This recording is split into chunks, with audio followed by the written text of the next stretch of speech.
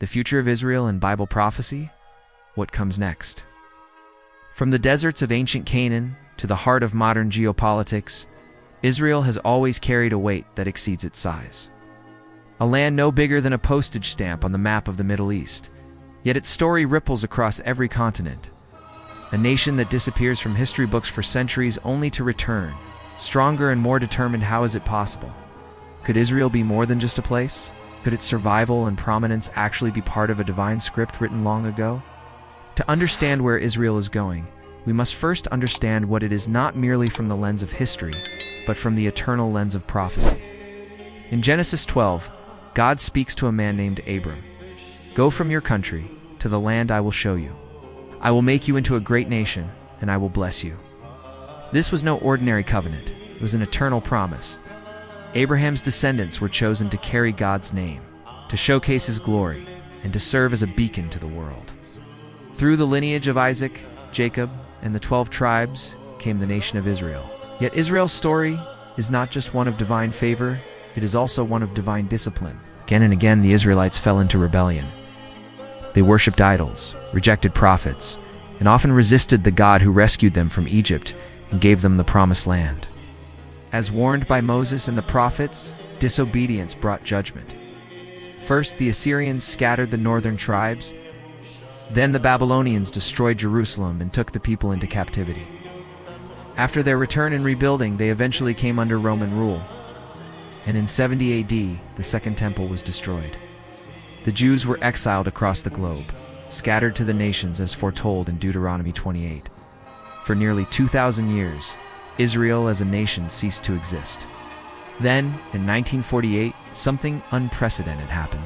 People long without a homeland, survivors of pogroms and the Holocaust, returned and declared independence. Against all odds and with war on every side, the modern state of Israel was born. This wasn't just a political miracle, it was a prophetic one. Ezekiel 36 and 37 describe a valley of dry bones, dead, scattered, forgotten. God asks the prophet, "Can these bones live?" And he answers, "I will put breath in you, and you will come to life. Then you will know that I am the Lord." These bones represent the whole house of Israel. What was once dead now lives. The rebirth of Israel is perhaps one of the most compelling signs that we are living in prophetic times. But prophecy doesn't end at Israel's rebirth. According to the Bible, Israel's return sets the stage for the final chapters of human history. Jerusalem becomes the center of global attention. In Zechariah 12, God says, "I am going to make Jerusalem a cup that sends all the surrounding peoples reeling. I will make Jerusalem an immovable rock for all the nations." We see this today. Nations debate her borders. Terror groups target her citizens. The world's most powerful institutions seek to pressure her into submission. Yet Israel remains defiant, resilient, and strangely thriving. The Bible also speaks of a future leader, the Antichrist, who will rise to global power and broker a false peace involving Israel. Daniel 9 refers to a 7-year covenant that will be made and then broken halfway through. This so-called peace will lull many into a false sense of security. But halfway through the 7 years, the man of sin will desecrate the temple, an act Jesus himself warned of in Matthew 24. That raises an important point. The third temple. Currently, there is no Jewish temple on the Temple Mount in Jerusalem. The site is controlled by Islamic authorities and considered highly sensitive. And yet, there is a quiet growing movement in Israel preparing for its rebuilding. The Temple Institute has recreated many of the sacred items once used in the temple. Priestly garments, golden menorahs, and even training programs for priest Saul are ready. Scripture tells us that the Antichrist will set himself up in this future temple, declaring himself to be God. This abomination of desolation will trigger unprecedented tribulation. But Israel is not alone in this time of trial, according to Revelation 7. A group of 144,000 Israelites, 12,000 from each tribe, will be sealed and set apart by God.